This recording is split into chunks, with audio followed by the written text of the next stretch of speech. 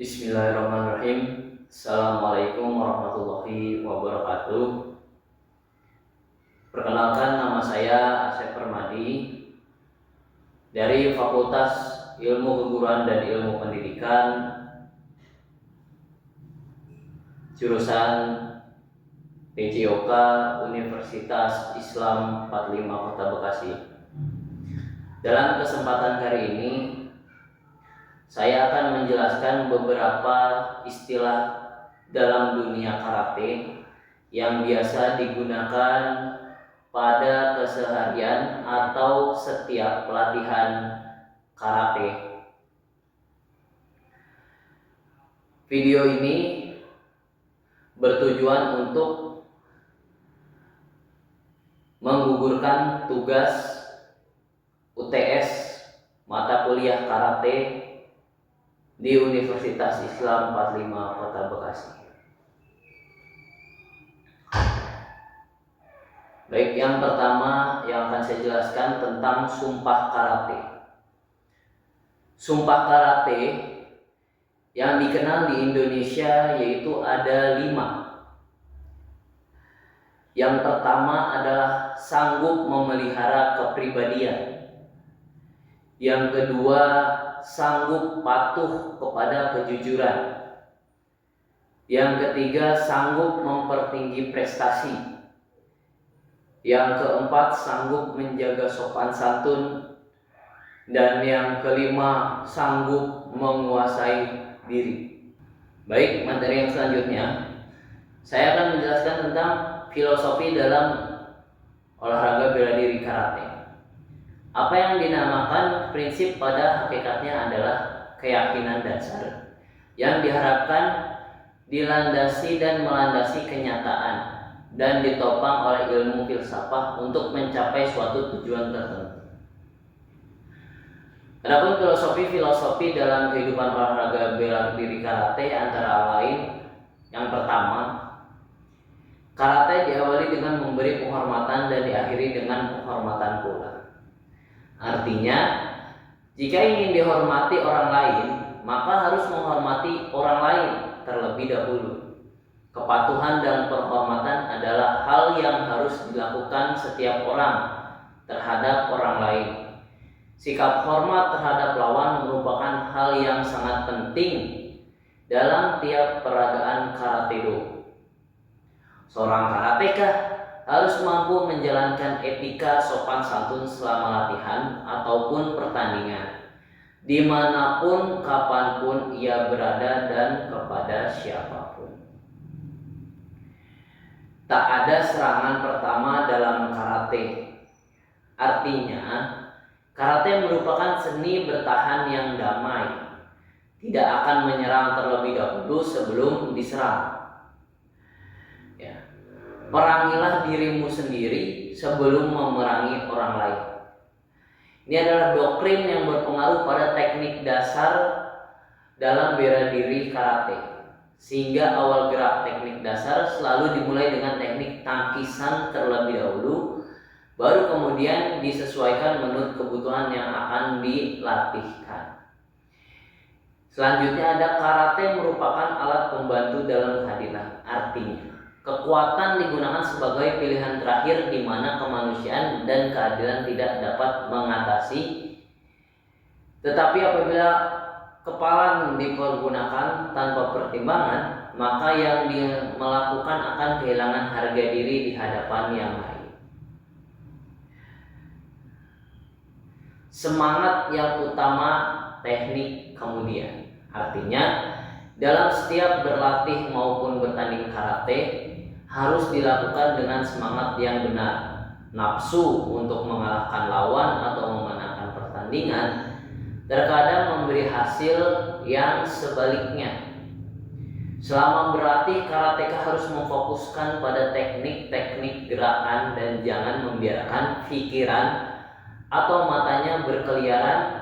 Tunjukkan rasa hormat dan penghargaan yang tulus terhadap pelatih dan teman latihan. Jangan sampai berlatih tanpa semangat dan juga kesungguhan.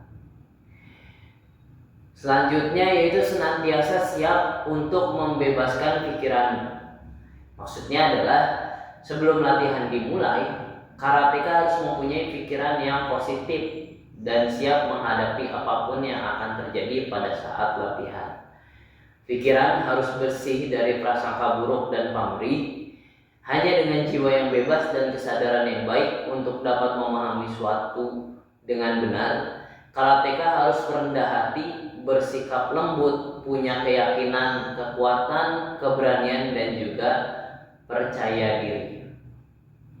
Kita masuk ke materi yang selanjutnya. Materi selanjutnya adalah tentang prinsip Bushido. Sebelum kita masuk kepada prinsip Bushido, saya sedikit menjelaskan apa itu Bushido. Bushido adalah sebuah kode etik kesatriaan golongan samurai dalam feodalisme Jepang.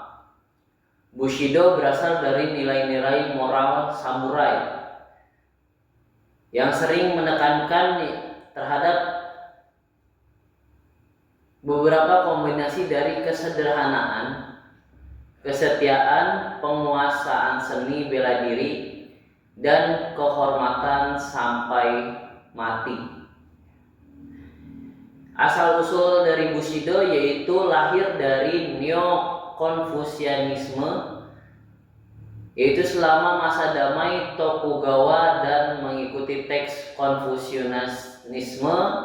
Bushido juga dipengaruhi oleh Shinto dan Buddhisme Zen yang memungkinkan adanya kekerasan dari samurai yang ditempa dengan kebijaksanaan dan ketenangan. Samurai sendiri adalah sebuah kesatria atau sebuah strata sosial penting dalam tatanan masyarakat feodalisme Jepang. Secara resmi, Bushido dikumandangkan dalam bentuk etika sejak zaman Shogun Tokugawa. Biasanya, para samurai dan shogun rela mempertaruhkan nyawa demi itu. Jika gagal, ia akan melakukan seppuku atau harakiri, yaitu mengakhiri dirinya sendiri. Bushido sudah dilakukan pada saat Perang Dunia Kedua, yaitu menjadi prajurit berani mati. Sini saya akan menyebutkan 7 kebijakan Bushido. Kode Bushido ditandai dengan 7 kebajikan, yaitu integritas, kebenaran, berbuat baik, menghormati, kejujuran, kehormatan, dan juga loyalitas. Ada juga kebijakan terkaitnya yaitu kesolehan, kebijaksanaan, dan merawat orang tua. Jadi Bushido ini lebih menekankan terhadap sikap seorang karateka atau yang lebih dikenal dulu adalah seorang ninja.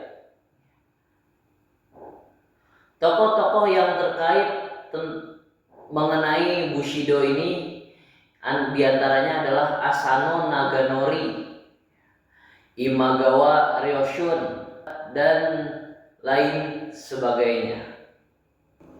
Dalam bahasa Indonesia, Bushido berarti selalu mengingat kematian,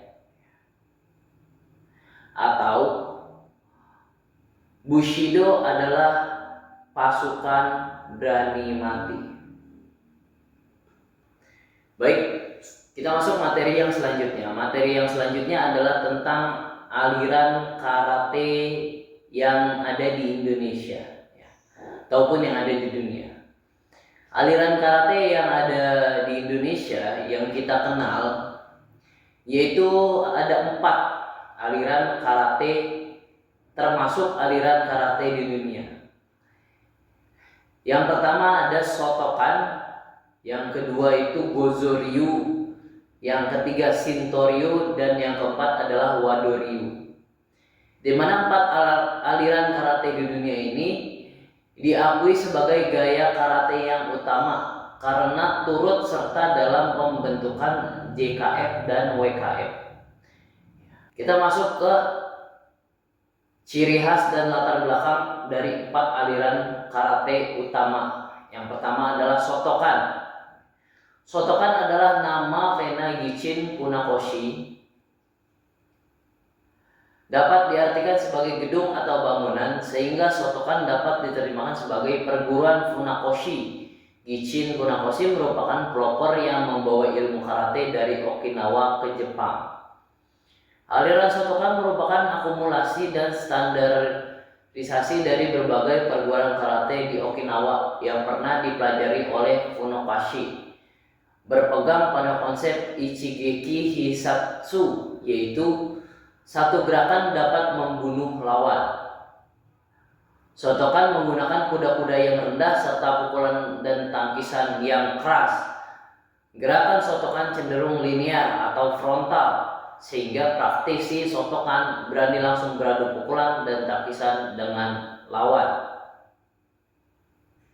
Baik, selanjutnya saya akan menjelaskan tentang arti dari lambang Porki. Arti lambang Porki yang pertama adalah segi 5 dengan garis bawah membentuk sudut, melambangkan olahraga karate yang dibina oleh Porki, berdiri atas dasar semangat revolusi 17 Agustus 1945, berasaskan Pancasila dan Sumpah Karate. Yang kedua, 7 buah lingkaran ini artinya melambangkan keolahragaan karate dan sabta prasetya Porki. Gambar huruf K ini menggambarkan seorang karateka yang sedang siap sedia. Warna kuning dalam lambang Porki itu berarti melambangkan keagungan, sedangkan warna hitam melambangkan keteguhan tekad. Warna merah pada lingkaran lambang Porki itu melambangkan keberanian, dan warna putih melambangkan kesucian. Oke, baik teman-teman, kita masuk ke materi yang terakhir, yaitu mengenai sabuk yang digunakan pada olahraga karate. Ada tingkatan-tingkatan sabuk karate yang akan saya jelaskan secara singkat. Baik, pertama ada sabuk putih atau shiro-obi. Sabuk ini diartikan sebagai pemula atau awalan seorang karateka. Warna putih sendiri melambangkan kemurnian dan kesucian. Seorang pemula wajib mempunyai jiwa yang sabar saat memperdalam teknik gerakan awal karate. Yang kedua ada sabuk kuning atau kiro-obi, berlanjut ke sabuk kuning dari sabuk putih yang merupakan level kedua dari seorang karateka pemula. Teori sabuk kuning adalah matahari bercahaya yang memiliki makna siap berjumpa hari yang baru. Karateka yang sudah di fase sabuk kuning wajib mempunyai jiwa semangat yang kokoh. Selanjutnya masuk kepada tingkatan sabuk orange. Sabuk orange yang mencitrakan matahari bercahaya hangat, berarti seorang karateka sudah dapat merasakan rangkaian ilmu karate dari aspek pikiran serta fisik. Meskipun begitu, tak semua karateka bisa menggunakan sabuk orange, sebab seorang karateka yang pakai sabuk orange itu berarti sudah siap menuju tingkatan yang berikutnya. Tingkatan yang keempat ada Madori Obi atau sabuk hijau. Setelah dari sabuk oranye, untuk sabuk warna hijau ini memiliki atau diambil dari filosofi rumput hijau yang menandakan pertumbuhan yang seimbang. Karateka yang telah bersabuk hijau mulai menuju ke tahap atas. Seorang karateka yang mengenakan sabuk hijau harus bisa menguasai ilmu karateka lebih rinci, kemudian diiringi dengan keseimbangan kehidupan sekitarnya dalam menggunakan jurus bela diri. Selanjutnya ada IOB atau sabuk biru. Beranjak ke tingkat selanjutnya dari sabuk hijau, yaitu sabuk biru. Sesuai dengan warnanya, sabuk biru ini melambangkan warna laut dan samudra. Dia mempunyai jiwa semangat besar serta harus bisa mengendalikan emosi serta berani tanggung jawab, diiringi meningkatkan kedisiplinan. Selanjutnya adalah sabuk coklat atau chow obi. Setelah sabuk biru ada sabuk coklat yang terdapat level berupa garis atau strip. Level itu dibagi menjadi 3 tingkatan. Adapun filosofi warna coklat ini melambangkan tanah yang berdampingan langsung dengan bumi. Sabuk coklat ini mempunyai makna seorang karateka memiliki sikap yang rendah hati kepada sesama. Masuk kepada sabuk yang tingkatannya paling tinggi, yaitu sabuk kuro obi atau sabuk hitam. Bisa juga biasa disebut dengan dan hitam. Kuro obi atau dan merupakan sabuk teratas dalam karate. Biasanya sabuk ini berwarna hitam dan terdapat tingkatannya lagi di dalamnya. Biasanya tingkatan dan ini terbagi dari level 1 sampai dengan 11. Jika sudah bertengger di sabuk hitam, berarti seorang karateka sudah memiliki ilmu karate yang sangat tinggi, ya. Biasanya sabuk hitam ini juga seorang karateka sudah bisa memiliki anak didik, sudah bisa mengajar. Karena ilmu-ilmu yang dia dapat di karateka bisa dibilang sudah mumpuni. Baik, demikian seluruh penjelasan tentang dunia karate yang saya sampaikan untuk memenuhi tugas UAS mata kuliah ilmu karate. Dari diri saya pribadi, saya memohon maaf apabila ada kesalahan kata, kesalahan kalimat. Kurang lebihnya saya mohon maaf. Wassalamualaikum warahmatullahi wabarakatuh.